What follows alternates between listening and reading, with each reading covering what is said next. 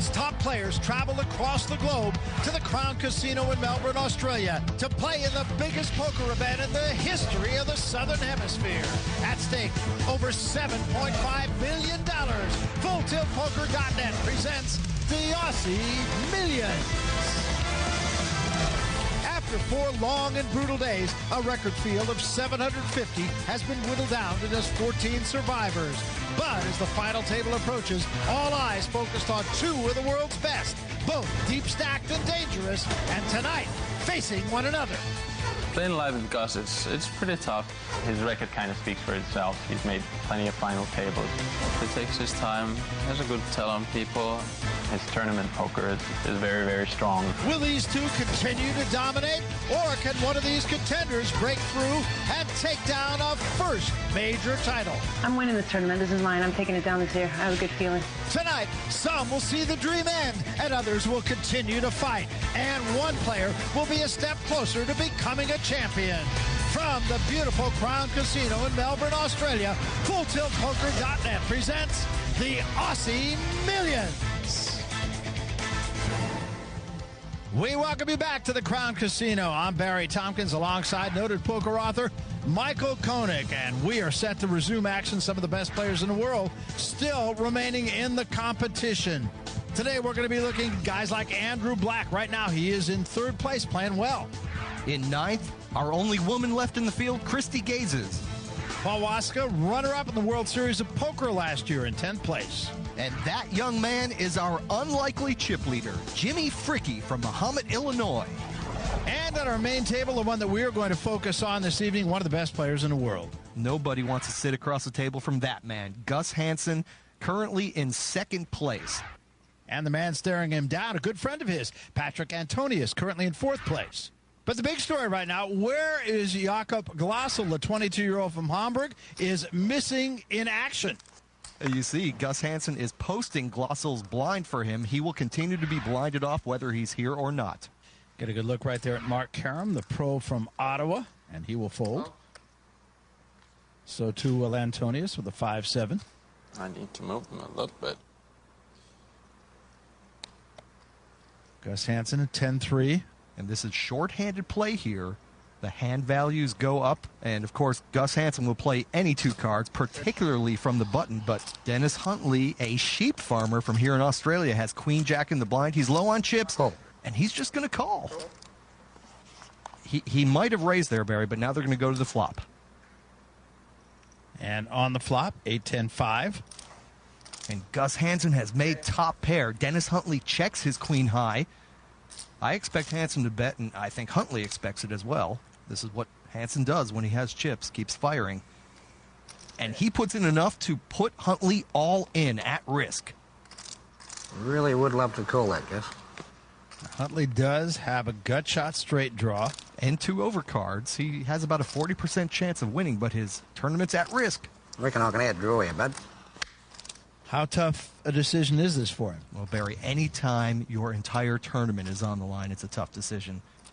Huntley is staring Gus Hansen down as though he's a rack of lamb. And he throws it away. I didn't want you to outdraw me. I know that. That's why I wanted to go all in.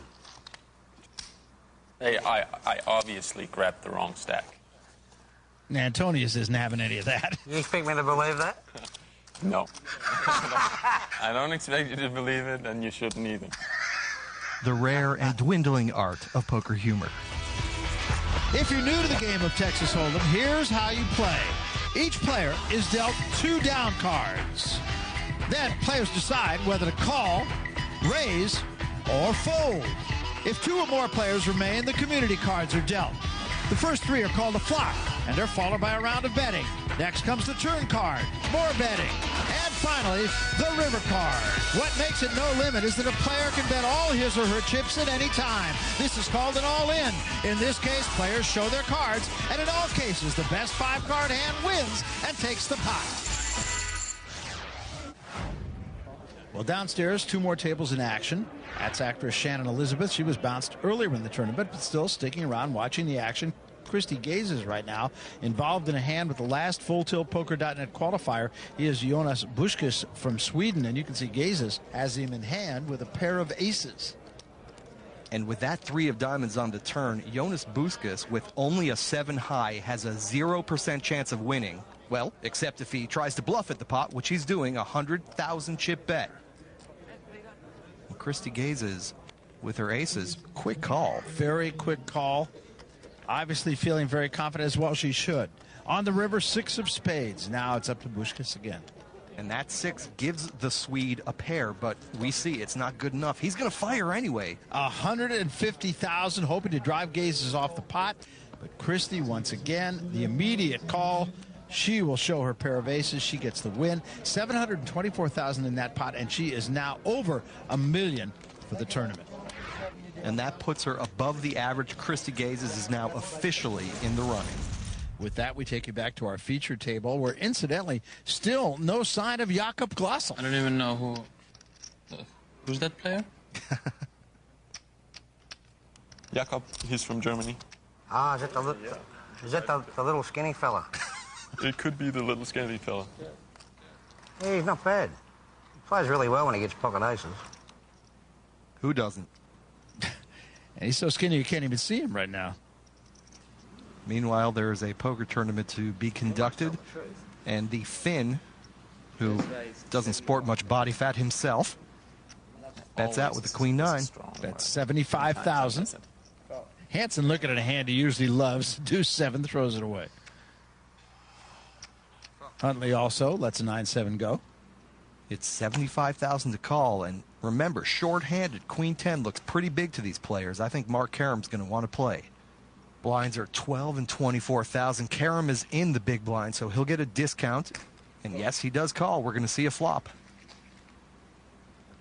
So 2 players to the flop, and here is the flop. Jack, Jack, and a tray. Karam has the best hand, checks it. Antonius with the worst hand, but position puts in an 85,000 chip bet. And puts the onus on Mark Karam, who folds. Antonius displaying his textbook aggressive play, taking advantage of Mark Karam. So Antonius and Hansen getting off to hot starts, but nobody has yet seen Jakob Glossel. Tell him there's $1.5 million at stake. Come on, Jakob. Have you seen this man? We're coming back. We welcome back to the FullTiltPoker.net Aussie Millions. We are at the Crown Casino here on the Yarra River in Melbourne, Australia, and back downstairs in a place they conveniently call the Poker Room. Patrick Fletcher has moved all in for more than $450,000 on Andrew Black. Fletcher has 2 pair, Black, the flush draw. Oh, and there's the heart. A real dagger in the heart for Fletcher. He still has outs, a queen or a 10. Now the river. No! Not going to happen. It is a deuce, and that will be that. Patrick Fletcher will be eliminated in 14th place. He wins $90,000 Australian. That's about $72,000 in U.S. currency. Meanwhile, Andrew Black, more than $2 million in chips. A dangerous competitor. And here is our tournament update. And, Michael, we only have 13 players left. The average chip stack is more than $1 million, but Jimmy Fricke, more than $2.5 million. He's being chased by 3 well-known pros. Well, at our feature table right now, Michael, our 2 most experienced professionals, Gus Hansen and Patrick Antonius, not ironically, also have the biggest chip stacks at the table at the moment. So how do they deal with one another? The prudent play would be to avoid each other. Classic tournament strategy dictates that the big stacks pick on the small stacks. And don't forget, Jakob Glossel hasn't even shown up yet. His chips are waiting to be plundered. It's like an unprotected henhouse surrounded by wolves. Antonius and Hansen are very good friends away from the table. I think the only time they want to confront each other is heads up at the final table. And down the stretch he comes. Here is Jakob Glossel, who has been MIA, and the word that has reached us is simply that he overslept. Wow. And these guys haven't missed him, I don't think. Apparently, Jakob Glossel has not heard of this thing they have called the wake-up call. Action now folding to Patrick Antonius. Nice hand, Patrick. A little friendly banter as though they're just playing right around the kitchen table. Does that mean that if I raise, you fold? I don't know what I don't know what I have. So A blind versus blind situation here. Just call. And Antonius will just call. Nice hand, guys. Somebody call security. Patrick Antonius just smiled. Oh, and there's jacks for Gus Hansen. Barry, this is four-handed poker, and both of these guys, our big stacks, have picked up very big hands. All of a sudden, things have gotten serious. Hansen will count out a raise, 72,000. And now it's all business. Antonius trying to figure out what is going on. And there's Jakob Glossel, sporting a fine case of bedhead.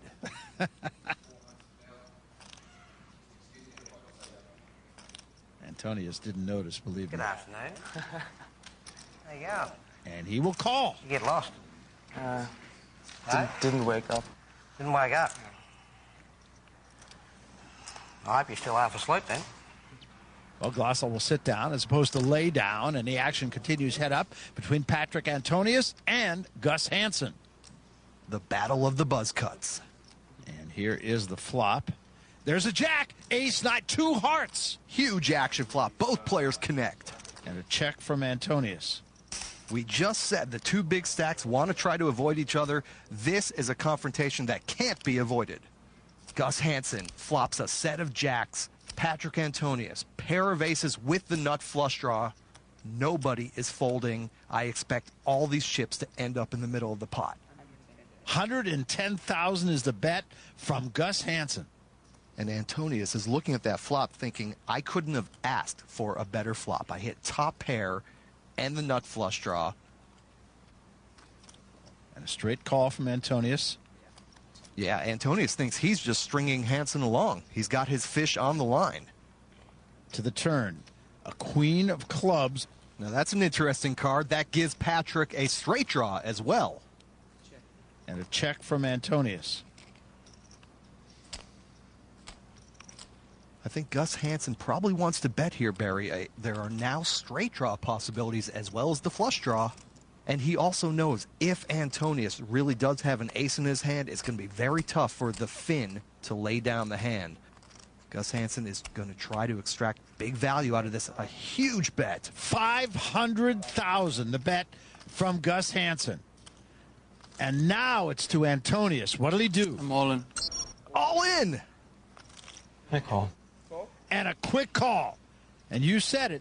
Everybody's chips are in. The two guys who wanted to avoid each other have met toe-to-toe in the middle of the ring. More than $3.5 million in the pot. Patrick Antonius needs a heart or a 10 to remain in the tournament. If not, Gus Hansen will be the overwhelming chip leader. And if that out card comes, Hansen will be crippled. One card to come. It's an 8. Antonius is gone. To me, this is classic Gus Hansen poker. He stabs around with these little junky hands, and all of a sudden he turns over a monster. Nice hand, Gus. It's the third time in this hand they said that to each other, and this time it's definitive. Started out as a nice, friendly little let's play some cards, and it ended with Patrick Antonius exiting the tournament and Gus Hansen becoming the prohibitive chip leader at the Aussie Millions. We're coming back. Melbourne, the field now down to 12, but right now let's take a moment to test some well-known pros on their knowledge of the Aussie language. Today on Down Under Dictionary, the word is sticky beak. Sticky beat. Huh? Sticky beak. Sticky beak? Beat. Sticky beak. That's somebody who eats lemon meringue pie without a fork. I have no idea. Sticky beak means to shut up again. Means you can't keep your mouth shut. Sticky beak is a nosy person. Yes. Sticky beak. Noun. An overly inquisitive or nosy person. That was close. Chuck-a-spaz. Chuck-a-spaz. Got me. Chuck-a-spaz. Never heard it. Chuck-a-spaz? Isn't that something they did on Titanic when they were chucking a spaz over the side? I think chucking a spaz is getting a fight. Sounds like throw a fit. All right. Chuck-a-spaz. Verb. Get angry demonstratively. Ah. Crikey, those are hard.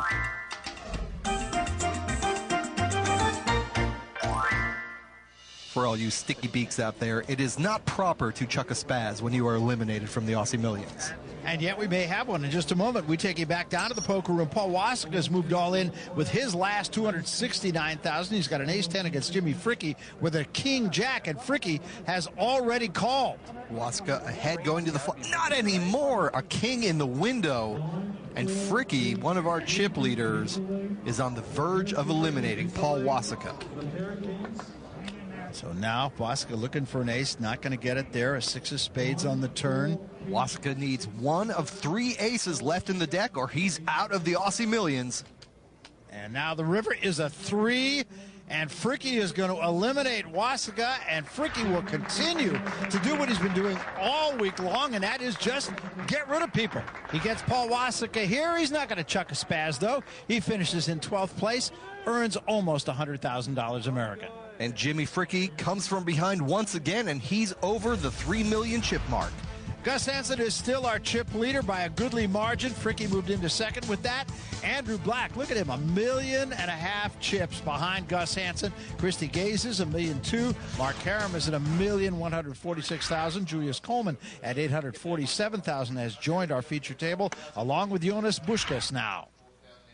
Only 11 players remain. This table has 6 of them. Action folding over to Mark Karam now. Karam a 10-9 offsuit. Looking at his chips. And looks as though he is going to bet. And he bets 70,000. He'll raise to 70,000. Well, Coleman now with big slick and ace king. Nice way to join the television table. 200. Got the Greg Norman hat going. He re-raises to 200,000. Solid play with the ace-king. Action now over to Jonas Bushkas. Uh-oh. Ace-queen suited. Yeah, this is a terrible situation for the Swede. I don't see any way that he lets this hand go. 6-handed, short-stacked, ace-queen suited. He's got to push it all in, Barry. So he continues to debate. I'm all in. And now he'll go all in. And let's see if there are any other takers. Gus Hansen, a wry smile, but he's not going to have any of it. Glossel will also fold. And now Mark Karam with a 10-9 folds. Jonas, how much you got roughly? 503. Roughly. Coleman wants to know how much more Bushkas has, but I can't imagine it makes any difference at all at this point.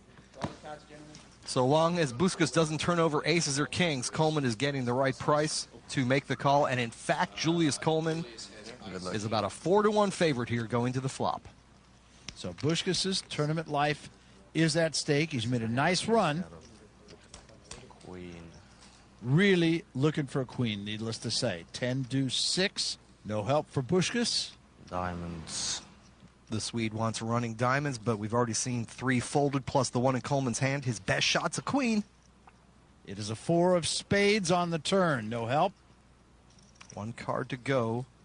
Jonas Bushkas needs a queen or he's out. Not a queen. It is a 3 of diamonds, and Bushkas will be eliminated. He made a very nice run. Will finish in 11th place, earns 120,000 Australian, roughly 100,000 American dollars. So a very good tournament for the online qualifier Bushkas. And Julius Coleman, meanwhile, has made himself representative, nearly 1.5 million chips. Meanwhile, back down to the poker room, Emmanuel Curly Seal is re-raised all in for $475,000. He's got a queen jack against Andrew Black. He's already put in $75,000. And will make the call. Curly Seal was praying Black would fold, and now he's even more disappointed to see that he is badly dominated. Seal does not even have 2 live cards, only the live queen. Queen 4 ace, all clubs on the flop. Great flop for Andrew Black. Not only did he hit his ace, he's the only player with a club in his hand. That eliminates one of Seal's outs. 10 of spades on the turn. Actually, pretty good card for Emmanuel Seal. Now he needs a queen or a non-club king to stay alive. And the river is a 3 of diamonds, and that's it for Emmanuel Curly Seal.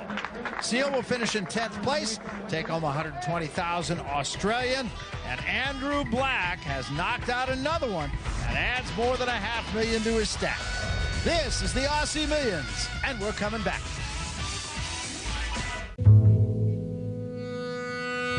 Hello, Mr. Cunningham.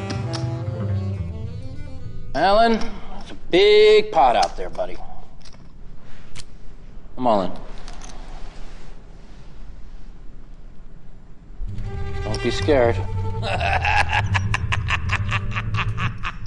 I call. Only a donkey would make that call. We play at FullTiltPoker.com. Welcome back to Melbourne, the home of the 2007 Aussie Millions. We're at the Crown Casino, one of Melbourne's true treasures. Right across the street from the casino, the Crown Promenade offers a thoroughly modern hotel experience. Spacious rooms with fantastic views are a certainty. Step out onto the deck or unwind with a dip in the pool, or maybe work out at the fitness center. Sleep, eat, work, or play, you can do it all in style at the Crown Promenade. Of course, right now we're talking about a deck of a different kind here at the Aussie Millions. Blinds now 15,000 and 30,000 with a 5,000 ante. Karam throws away a queen 10. Coleman with an ace queen. Raise. He'll raise. 100. Raises to 100,000.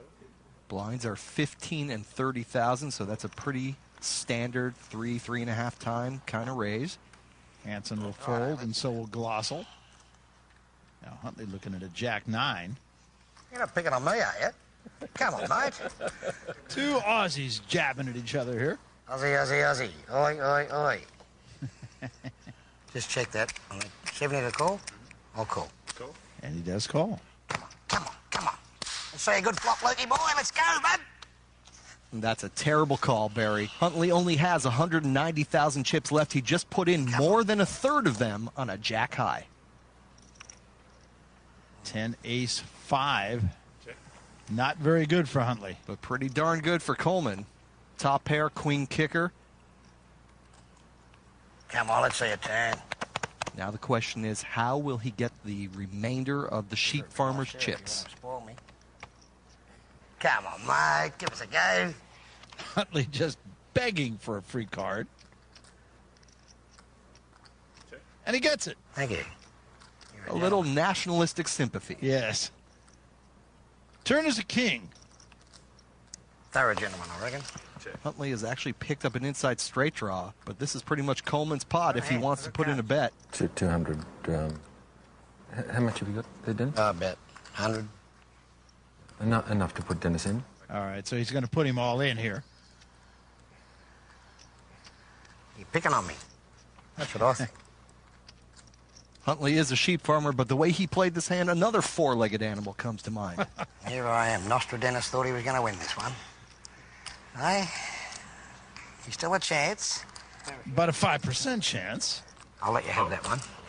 They'll let it go. Coleman will win this hand. Can we see what the next one was? No peeking? Coleman has won two nice hands in a row. He is now a force, and that man, Dennis Huntley, needs to make a move quickly, or he will soon be led out to pasture. As they say in the sheep herding industry, he's got mutton. Well, 100,000 chips to be exact. This could be the spot for him. That's what I reckon. I said I was going to try and win it as quickly as possible, didn't I? So I'm all in. There he is. How's that? With a jack 10. Have a crack at it. 85,000. That'll scare him. And Mark Karam will squeeze out an ace-king. You're my friend, so I'll make it 285. You're a gentleman. A friendly re-raise. Yes. And in fact, that does give Huntley a little bit of protection. Other players will not be able to get in now cheaply. I hope you have 3 outs. Hansen will fold. Everybody folds except these two, so heads up. Karam and Huntley. Huntley playing for his tournament life. Come on, Luke. Give us a go, bud. Give us a go. To the flop. Oh, ace and king. Oh, wow. And the 10. My queen. Queens have been killing me all week. Queen would be lovely. Huntley will need a queen to fill his straight draw or another 10. But Mark Karam, 4-1 favorite going to the turn. Any colour. Come on. Come on. And here is the turn. Come on. It's a king, and that's going to do it. Well, Mark Karam wishing he had a few more hands like that one, but this one good enough to eliminate Huntley. Nice playing with you. Lovely playing with you, too. And with that elimination, Barry, we are down to 8 players at the Aussie Millions. Dennis Huntley telling everybody good luck. He'll finish in 9th place, 155,000 Aussie. We're coming back with more from the Aussie Millions after this. Welcome back to the Crown Casino, where one of these 8 players will be walking away with $1 million. Find out who it'll be as the Aussie Millions continues. And our 2 chip leaders, Fricky and Hansen, with a decided lead, almost 2 million chips over everybody else in the field. Jakob Glossel, he of the sleepyhead, has dozed his way to the final 8. Well, it is tradition here at the Aussie Millions. The 8 remaining players have been combined into one table. When we lose one more, then the final table will be set. Chip leader is Jimmy Fricky. Looked at a Jack 5 and gets rid of that. Andrew Black will fold as well. Glossel, the short stack, will get rid of that Jack 9. Gazes folds as well. Hans Martin Vogel, however, will play with an ace queen. 31-year-old from Brettenhausen, Germany. Right. Deliberately makes the raise to 110,000. Action over to Gus Hansen now. 110,000. And Hansen with an 8-6. Sure, he's loving that. Those cards on the button look like 4 aces to Gus Hansen. Cool. Sure, he'll call. Now Mark Karam. Pair of 10s. Great time for Karam to make a re-raise. Remember, he's in the small blind, so if this goes to the flop, he'll be out of position for the rest of the hand. 400,000. And 400,000 is his bet. 400,000 in total.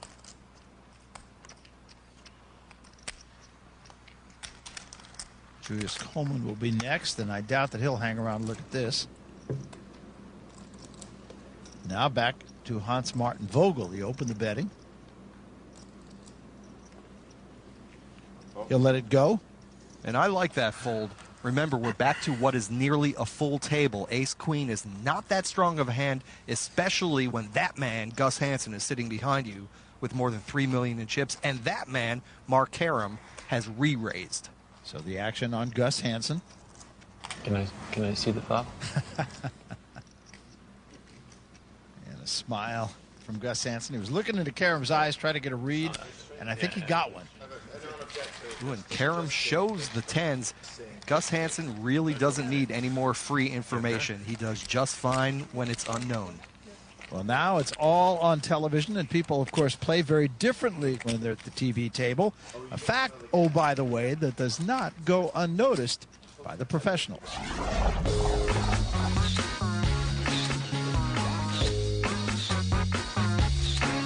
TV has its way of showing what's going on, but it's not the whole truth, because they're kind of showing the interesting hands, and it is more interesting to watch kind of a crazy hand or a crazy bluff or a big call on the river and stuff like that.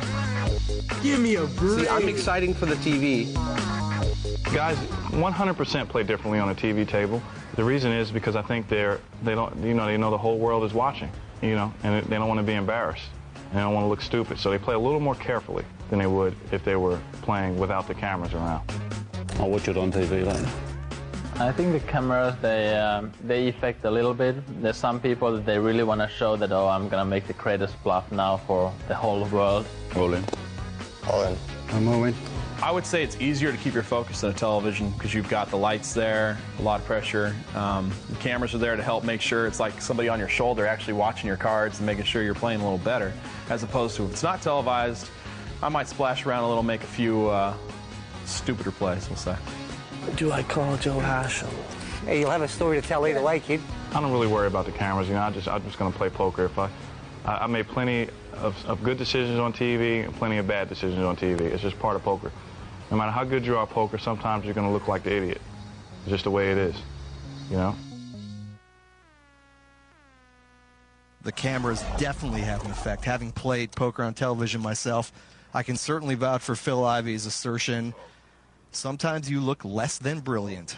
I don't even play poker, and I look less than brilliant.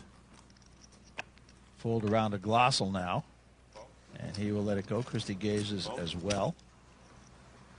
Free ride. Now Gus Hansen. Hansen looking at a queen little here. He can put pressure on Karam in the big blind, not because Hansen loves that queen deuce, but because he can make Mark Karam need to find a hand. 90,000. So again, blind versus blind. Karam in the big blind. 30,000 already in the pot. He'll have to put in another 60,000 to see a flop. Amir pittance. He will do that. Make the call. So 2 players now going to the flop. Karam and Hansen. For queen 5, so Hansen is caught top pair. Karam inside straight draw. 120,000 to bet from Gus Hansen.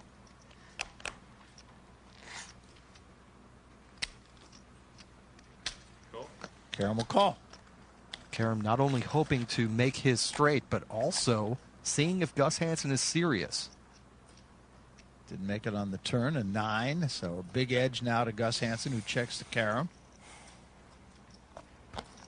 And that check might look like weakness to Karam, and yes, the man from Ottawa is reaching for betting chips. 250,000 to bet from Karam into the face of Gus Hansen. Remember, Gus has close to 4 million chips, so that's a fairly easy call there. Top pair, he makes it. We go to the river. Karam needs a 6. It is a 9. No help for Karam. Very curious card. Remember, Karam didn't show any strength until the 9 came on the turn. Hansen will check. A 9 on the river would be 3 9s, and that's what Karam's going to try to represent. Well, Karam's going to bet 300,000 chips, a cagey bet. Hansen, you can see, just kind of staring him down here. I was really ugly, but I will say I'm a stubborn son of a gun. I am very stubborn. And he does make the call. He is stubborn. He wins another good-sized pot. Nice. So I can have a C, please.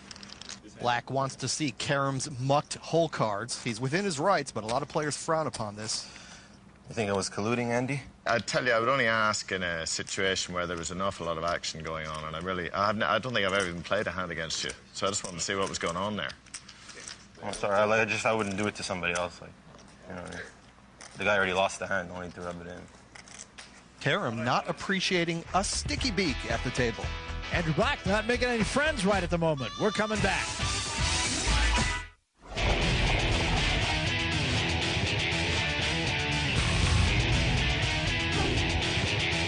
Welcome back to the Aussie Millions. Barry Tompkins, Michael Koenig alongside, and Gus Hansen with his omnipresent recorder.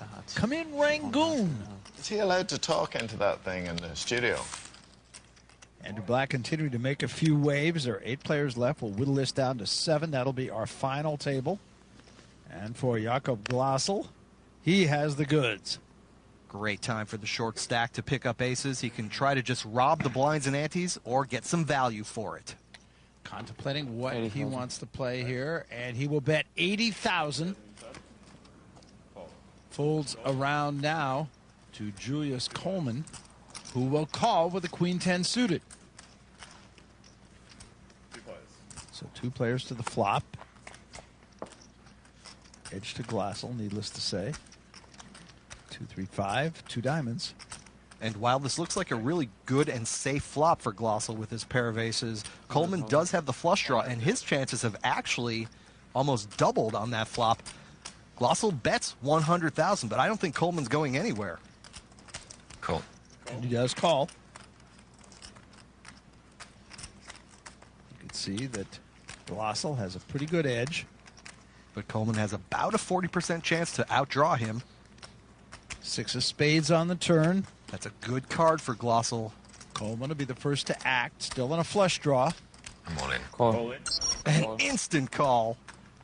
Glossel a 3-1 favorite with 1 card to go. If he can avoid a diamond, he will survive.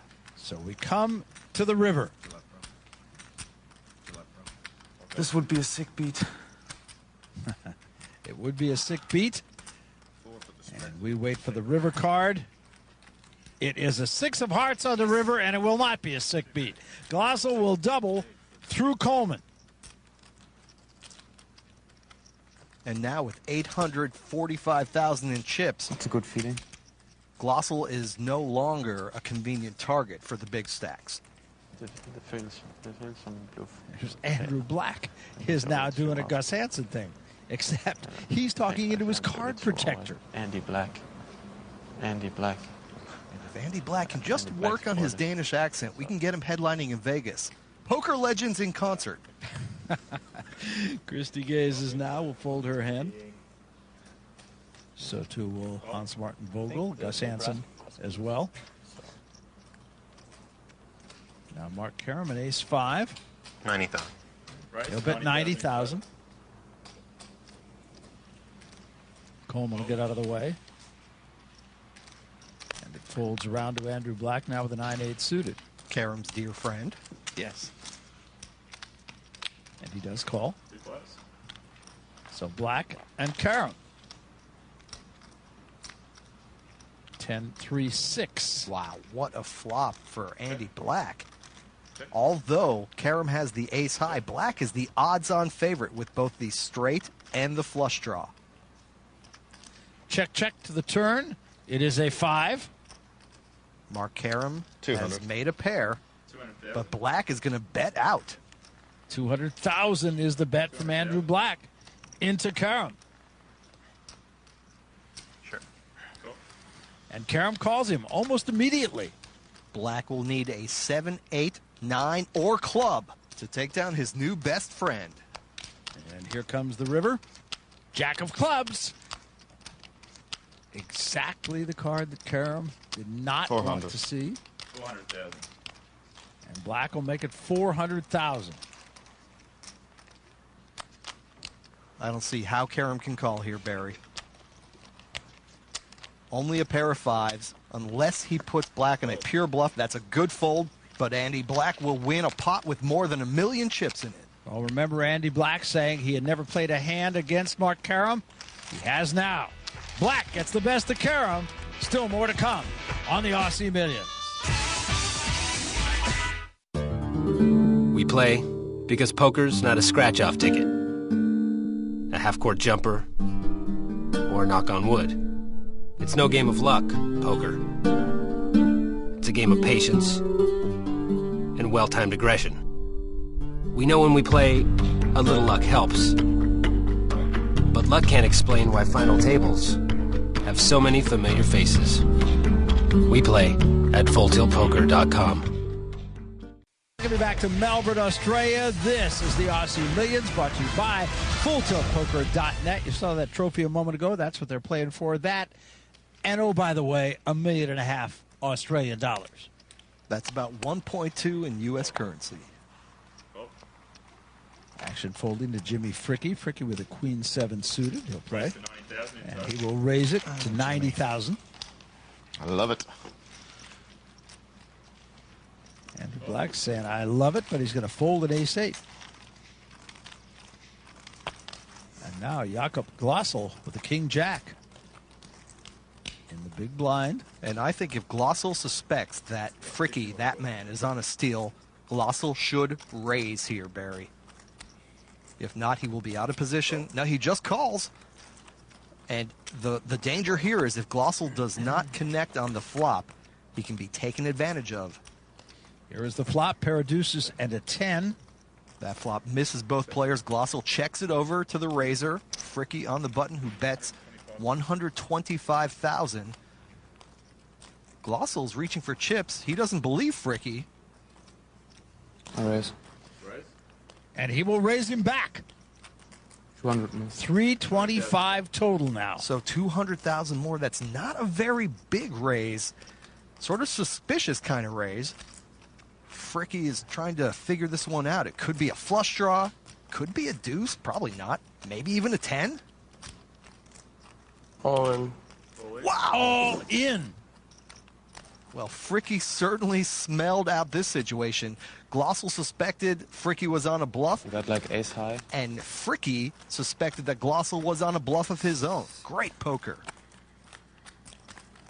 So now Glossel has to think about this call. Yeah, I don't see any way he can call. Although we know he's a 4-1 favorite. He has but king high and his tournament life on the line. He folds. And Fricky shows the queen high bluff. Let me beat. Well, actually, Glossel's just saving a little face here, but Fricky just gave a textbook clinic in how to use the big stack. Continually put pressure on the smaller stacks, make them blunder. And Fricky has been like that almost from the get-go. 8 players remaining in the competition here. We'll play down to 7. That'll be our final table. Gus Hansen will fold at ace-7. Mark Karam with a king-queen will call. Coleman will get out of the way. Jimmy Fricky now with an ace-10. See what he does with this. Maybe. He will make the call. Pass. All in. Black gets out of the way. Now Glossel, pair of jacks. Got to push. This is what you hope for when you're the short stack. Find a premium hand, use both hands, and say, please hold up. Karam, he will fold. Fricky with an ace-10. How tilty are you?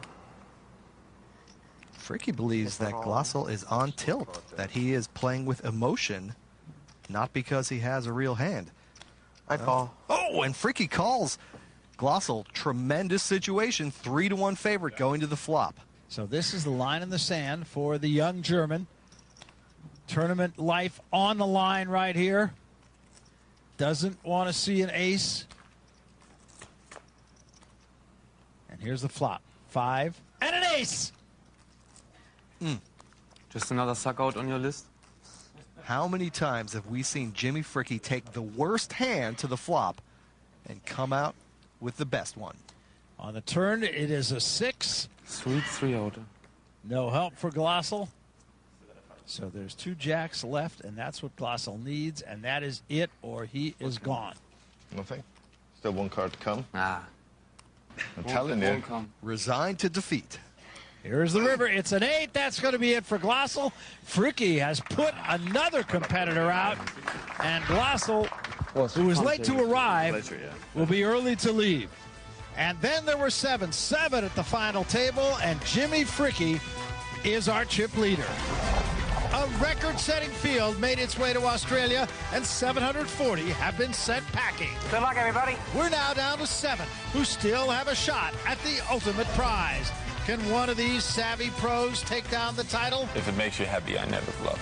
Or will an unknown player create a legacy of his own? I'm exciting for the TV. For Michael Koenig, I'm Barry Tompkins. See you next week.